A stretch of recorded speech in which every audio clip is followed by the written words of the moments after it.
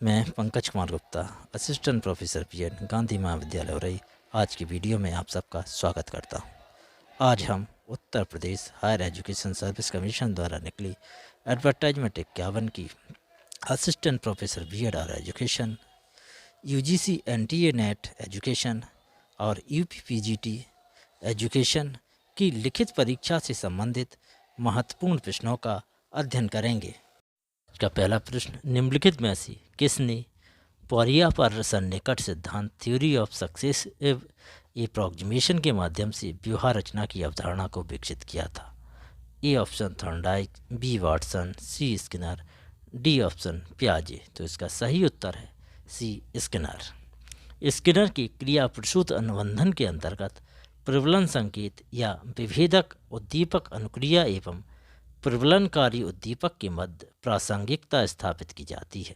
इस पूरी प्रक्रिया के संबंध में अब तक कई प्रविधियों का अनुप्रयोग किया गया है, जिसमें प्रमुख हैं व्यवहार रचना, मंदन, विलोपन, सामान्यीकरण, विभेद और श्रृंखलन। व्यवहार रचना, जिसके अंतर्गत थ्योरी ऑफ सक्सेसिव एप्रोक्सीमेशन का अनुप्रयोग करते हुए अभिक्रम द्वारा नवीन व्यवहार की रचना की जाती है। आज का दूसरा प्रश्न, पाठ्यक्रम मूल्यांकन का समरूप निर्भरता प्रतिमान का विकास किसके द्वारा किया गया है?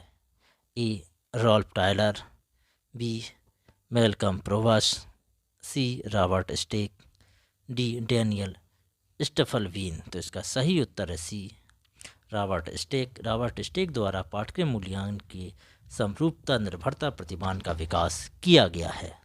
इसका तीसरा प्रश्न, अधिगम के व्यवहारवादी सिद्धांत के प्रतिपादकों में से किसने संज्ञानात्मक और सर्वांगिक अवधारणाओं का समर्थन किया? A C L Hull, B E L Thorndike, C E C Tolman, D J B Watson. तो इसका सही उत्तर है सी टॉलमैन।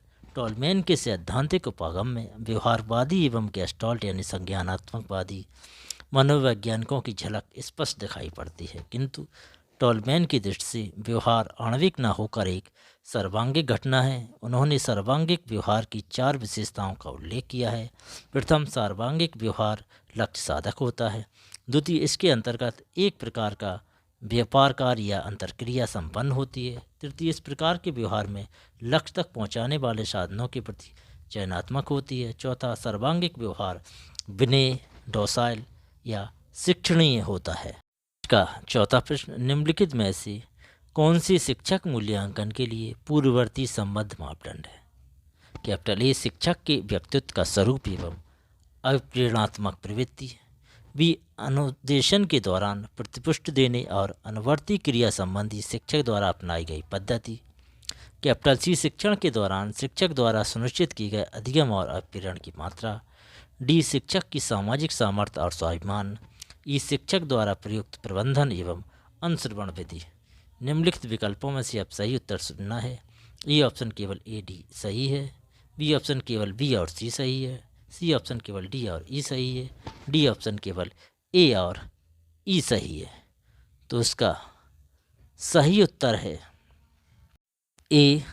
शिक्षक मूल्यांकन के लिए पूर्ववर्ती संबद्ध मापदंड है शिक्षक के व्यक्तित्व का स्वरूप और प्रेरणात्मक प्रवृत्ति और शिक्षक की सामाजिक सामर्थ्य और स्वाभिमान, अर्थात ये ऑप्शन सही है ए और डी। का पांचवा प्रश्न, निम्नलिखित शिक्षा स्रोतों में से कौन सा भारतीय पहल की परिधि के अंतर्गत आता है? A option Coursera, B option edX, C option E Gyankosh, D option OpenStax. तो इसका सही उत्तर है ई ज्ञानकोश सी।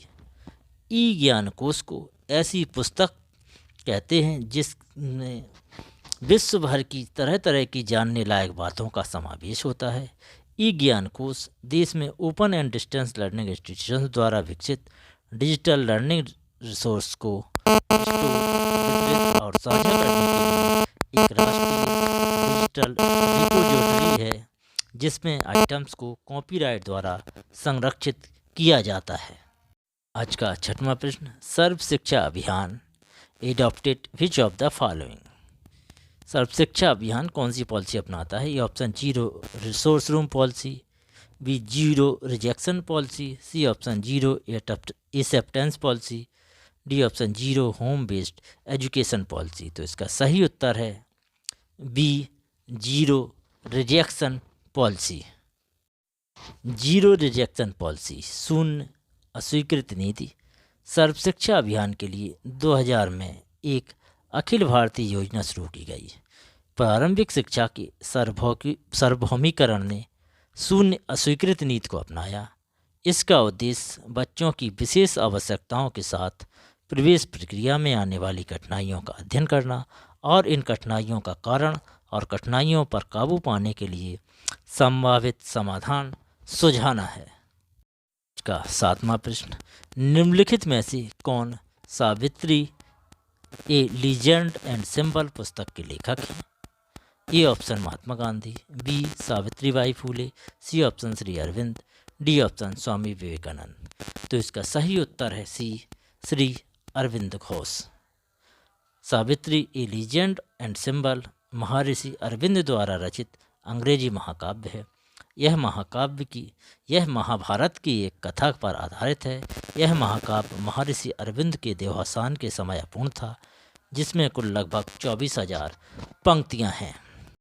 आज की वीडियो का 8वां प्रश्न, सूची 1 में दी गई दिव्यांगता का सूची 2 में उसके विवरण से मिलान करना है।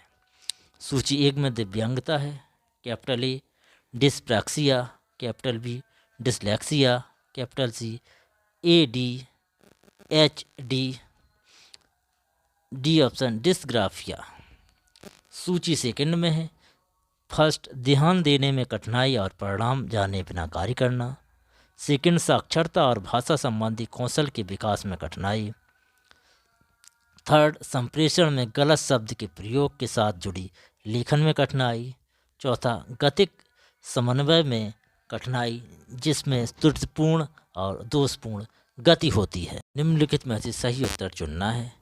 सूची 1 का ABCD क्रम से दिया गया है, सूची सेकंड के अलग अलग दिए। A option first third fourth second, B option third first second fourth, C 4 1 2 3, D 4 2 1 3। तो इसका सही उत्तर है डी 4 2 1 3, यानी डिस्प्रॉक्सिया का अर्थ है गतिक समन्वय में कठिनाई जिससे त्रुटिपूर्ण और दोषपूर्ण गति होती है।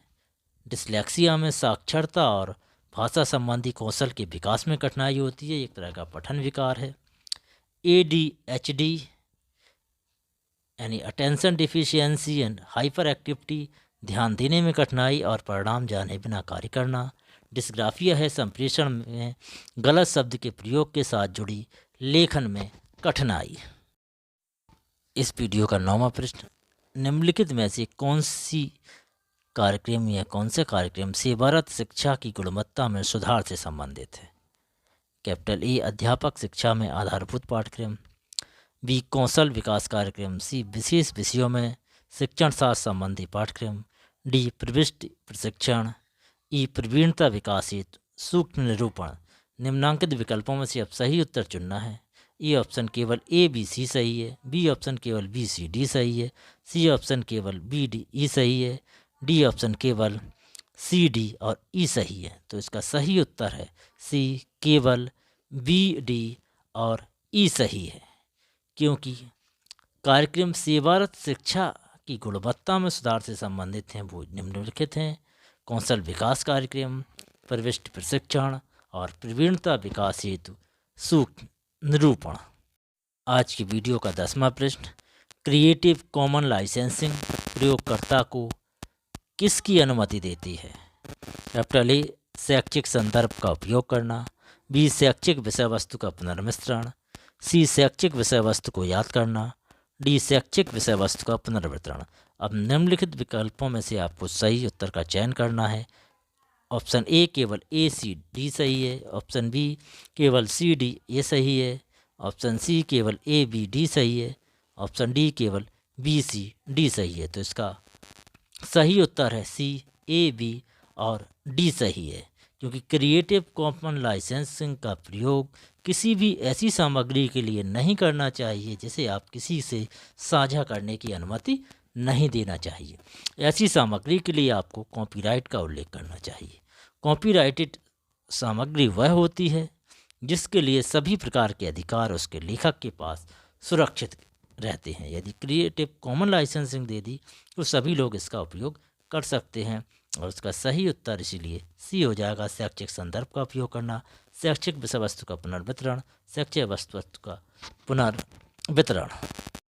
का 11वां प्रश्न, प्रदर्श चयन को निम्नांकित विधियों में कौन सी संभाव्यता पर आधारित है? कैपिटल ए गुच्छा प्रदर्श प्रतिचयन, कैपिटल बी अनुपातिक प्रदर्श प्रतिचयन, कैपिटल सी व्यवस्थित प्रदर्श प्रतिचयन, कैपिटल डी विमात्मक प्रदर्श प्रतिचयन, कैपिटल ई स्तरित प्रदर्श प्रतिचयन। निम्नांकित विकल्पों में से सही उत्तर को चुनना है। ए ऑप्शन केवल बी सी डी सही है, बी ऑप्शन केवल ए सी और ई सही है, सी ऑप्शन केवल ए डी और ई सही है, डी ऑप्शन केवल सी डी और ई सही है। तो इसका सही उत्तर है बी, केवल ए सी और ई सही है। जनसंख्या का वह समूह है जिसमें एक जन समुदाय की सभी विशेषताएं होती हैं उसे प्रदर्श कहा जाता है। प्रदर्श चयन की विधियों को दो प्रकार वर्गीकृत किया गया है। एक संभाव्यता यानी प्रायिकता प्रतिचयन विधियाँ, दूसरा संभाव्यता इतर अर्थात असंभाव्यता प्रतिचयन विधियाँ। संभाव्यता प्रतिचयन विधियाँ निम्न प्रकार हैं: गुच्छा प्रदर्शन विधियाँ, व्यवस्थित प्रदर्श प्रतिचयन, सरल रैंडम यादृच्छिक प्रदर्श प्रतिचयन, स्तरित प्रदर्श प्रतिचयन, बहुचरणीय या बहुस्तरीय प्रदर्श प्रतिचयन। आज की वीडियो का 12वां प्रश्न, सूची 1 में सांख्य दर्शन की 25 तत्व मीमांसात्मक श्रेणियाँ और सूची 2 में उनके प्रकार दिए गए हैं। सूची 1 को सूची 2 से मिलान करना है। सूची फर्स्ट में है ए ऑप्शन केवल कारण अर्थात प्रकृति, कैपिटल बी केवल प्रभाव अर्थात केवल विकृति, सी कारण और प्रभाव दोनों यानी प्रकृति और विकृति दोनों, कैपिटल डी ना तो कारण ना प्रभाव यानी ना प्रकृति और ना विकृति। सूची 2 में है तत्व मीमांसात्मक श्रेणियाँ। फर्स्ट में है पुरुष, 2 में है महत अहंकार और 5 सूक्ष्म तन्मात्राएँ, 3rd में है 5 ज्ञानेंद्रियाँ, 5 गतिक अंग, मनस और 5 महाभूति, और चौथा में है पुरुष। नीचे दिए गए विकल्पों में से सही उत्तर को चुनना है। ये ऑप्शन में है 4 3 2 1, B option 2 1 4 3, C option 3 4 1 2, D option 1 2 3 4। तो इसका सही उत्तर है ए 4 3 2 1, यानी केवल कारण प्रकृति, तो ये तो सीधी प्रकृति से ही मिल जाए। केवल प्रभाव यानी केवल विकृति, तो वो है 5 ज्ञानेंद्रियाँ, 5 गतिक अंग और मनस और 5 महाभूति। कारण और प्रभाव दोनों ये है 2 यानी महत बुद्धि अहंकार, 5 सूक्ष्म तन्मात्राएँ, और ना तो कारण ना प्रभाव ना प्रकृति ना विकृति है पुरुष। तो 5 जो ज्ञानेंद्रियाँ वो हैं स्रोत, त्वक, चक्षु, रचना और ध्रान। 5 गतिक अंग हैं बाक, पाणि, पाद, पाय, उपस्थ। आज का 13वां प्रश्न, व्यवहार आशोधन हेतु प्रशिक्षण में स्किनर के क्रिया प्रसूत अनुबंधन की पद्धति का अनुप्रयोग निम्नलिखित में से कौन से प्रणालीगत प्रकारों के उदाहरण हैं, जिसमें नकारात्मक प्रबलन का दिया जाना प्रबलन संकेत की उपस्थिति या अनुपस्थिति में अनुक्रिया उत्पन्न या अवरुद्ध करने पर निर्भर कराया जाता है। कैपिटल ई पुरस्कार अधिगम, कैपिटल बी अकर्म अधिगम, कैपिटल सी दंड अधिगम, कैपिटल डी परिहार अधिगम, कैपिटल ई विभेदीकृत क्रिया प्रसूत अधिगम। तो निम्नांकित विकल्पों में से अब सही उत्तर चुनना है। ए ऑप्शन केवल ए बी सी सही है, बी ऑप्शन केवल बी डी ई सही है, सी ऑप्शन केवल सी डी ई सही है, डी ऑप्शन केवल बी सी डी सही है। तो इसका सही उत्तर है डी बी सी डी। क्रिया प्रसूत अनुबंधन एक ऐसी प्रक्रिया है जिसके माध्यम से अधिगमकर्ता प्राणी को विभेदक उद्दीपक की उपस्थिति या अनुपस्थिति में सकारात्मक या नकारात्मक प्रबलन का अनुप्रयोग करते हुए किसी अनुक्रिया को उत्पन्न करना या अवरुद्ध करना सिखाया जाता है। नकारात्मक अनुक्रिया जिसमें व्यक्ति किसी अवांछनीय व्यवहार को न उत्पन्न करने या अवरुद्ध करने के प्रति सचेष्ट होता है। ये हैं अकर्म अधिगम, दंड अधिगम और परिहार अधिगम। आज का 14वां प्रश्न, एक प्रशिक्षक प्रौढ़ अधिगमकर्ताओं के समूह को उनके विचारों को स्वीकार्यता या अस्वीकार्यता को इंगित करने के लिए सूचना के अवरोध में सक्षम बनाने के लिए सूचना प्रदान करता है। इस तकनीक रूप से क्या प्रदान करना कहा जाएगा? ए ऑप्शन सही व्यवहार के उत्सर्जन हेतु अनुबोधन, बी ऑप्शन दिए गए उत्तर की प्रतिपुष्टि, सी ऑप्शन सूचना के महत्व को आंकना, डी ऑप्शन सूचना जोड़ने की युक्ति। तो इसका सही उत्तर है बी। एक प्रशिक्षक प्रौढ़ अधिगमकर्ता के समूह को उनके उत्तरों की स्वीकार्यता या अस्वीकार्यता को इंगित करने के लिए सूचना के अवरोध में सक्षम बनाने के लिए सूचना प्रदान करता है। इस तकनीक को दिए गए उत्तर की प्रतिपुष्टि कहा जाता है। प्रतिपुष्टि को फीडबैक भी कहा जाता है। यह किसी भी कार्य को करने के बाद आपके लिए दूसरों के द्वारा दी गई प्रतिक्रिया के समान होती है। 15वां और अंतिम प्रश्न, नीचे दो कथन दिए गए हैं। एक को अभिकथन ए और दूसरे को तर्क आर कहा गया है। अभिकथन ए है समवर्ती वैधता गुणांक भावी वैधता गुणांक के सापेक्ष सामान्यतः उच्च होते हैं। तर्क आर है, इसका अर्थ यह नहीं है कि उच्च वैधता गुणांक वाला परीक्षण किसी प्रश्न प्रयोजन के लिए अधिक उपयुक्त है। उपरोक्त कथनों के आलोक में निम्नांकित विकल्पों के सही उत्तरों का चयन करना है। ये ऑप्शन ए और आर दोनों सही हैं, आर ए की सही व्याख्या है। बी ऑप्शन ए और आर दोनों सही हैं लेकिन आर ए की सही व्याख्या नहीं है। सी ऑप्शन ए सही है परंतु आर सही नहीं है। डी ऑप्शन ए सही नहीं है किंतु आर सही है। तो इस प्रश्न का सही उत्तर है ए, दोनों कथन सही हैं और आर ए की सही व्याख्या है। क्योंकि आप सभी लोग जानते हैं समवर्ती वैधता यानी कनकरेंट वैलिडिटी, भावी वैधता यानी प्रीडिक्टिव वैलिडिटी। तो कनकरेंट वैलिडिटी का कोफिशिएंट जब निकालेंगे वो ज़्यादा आता है और प्रीडिक्टिव वैलिडिटी का उतना अधिक नहीं आता। इसका कारण ये नहीं है कि परीक्षण ज़्यादा वैध है। यदि ये वीडियो अच्छा लगा हो तो लाइक करिए, अपने दोस्तों तक पहुंचाने के लिए शेयर करिए। यदि कुछ कमी लगी हो तो कमेंट करिए।